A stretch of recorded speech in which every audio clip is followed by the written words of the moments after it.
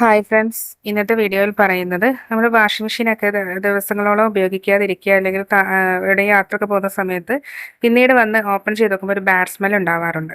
അപ്പോൾ ഈ ഒരു ബാഡ് സ്മെല്ല് പോകാനുള്ളൊരു വഴിയാണ് കേട്ടോ ഇന്നത്തെ വീഡിയോയിൽ ഷെയർ ചെയ്യുന്നത്. നമ്മൾ എവിടെയെങ്കിലുമൊക്കെ യാത്രയൊക്കെ പോകുന്ന സമയത്ത് നമുക്കിത് ചെയ്തു വെക്കാം.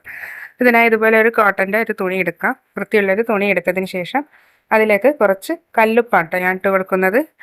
കല്ലുപ്പ് ഇട്ട് കൊടുക്കുക.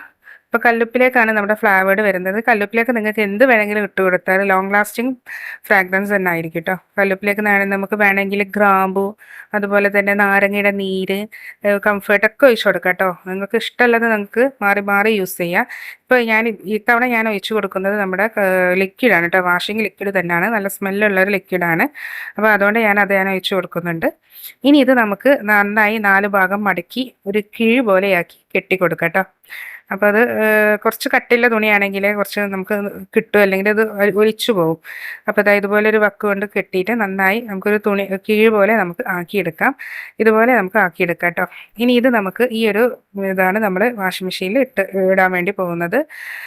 അത് ഇങ്ങനെ ഇട്ട് കൊടുക്കുകയാണെങ്കിൽ വാഷിംഗ് മെഷീനിലേക്ക് ചെറിയ പ്രാണികൾ കയറുന്നതും അതുപോലെ തന്നെ ആ ഒരു ബാഡ് സ്മെല്ലിനൊക്കെ നമുക്ക് മാറ്റാൻ പറ്റും കേട്ടോ. അതുപോലെ തന്നെയാണ് നമുക്ക് കിഴി പോലെ തന്നെ വേറൊരു ടിപ്പും കൂടി നമുക്ക് ചെയ്യാൻ പറ്റും. നമ്മുടെ വീട്ടിലൊക്കെ സോപ്പ് വാങ്ങാറുണ്ടല്ലോ. അപ്പോൾ സോപ്പിൻ്റെ ഇതുപോലെയുള്ള കവറുകളൊന്നും ഇനി വലിച്ചെറിയാണ്ട് കേട്ടോ. അപ്പോൾ അതൊക്കെ നമുക്ക് എടുത്ത് വെക്കാം. അതൊക്കെ നല്ല സ്മെല്ലുണ്ടാകും. ആ ഒരു സ്മെല്ല് എന്തായാലും കവറിൽ ഉണ്ടായിരിക്കും. അപ്പോൾ ഇത് ഇങ്ങനെ ഇതുപോലെ ഒന്ന് ജസ്റ്റ് ഒന്ന് ഓപ്പൺ ചെയ്ത് കൊടുക്കാം കേട്ടോ. അതിൻ്റെ ആ ഒരു പുറം ഭാഗം നമുക്ക് അതുപോലെ ഒന്ന് ഓപ്പൺ ചെയ്ത് കൊടുക്കാം. അതിനുശേഷം ഇതുപോലെ നമുക്കൊന്ന് നമ്മുടെ മെഷീനിലിട്ട് കൊടുക്കാം. യാർഡ്ലിൻ്റെയൊക്കെ നല്ലൊരു സ്മെല്ലാണ്. ലെക്സ് ആണെങ്കിലും നല്ല സ്മെല്ലാണ്.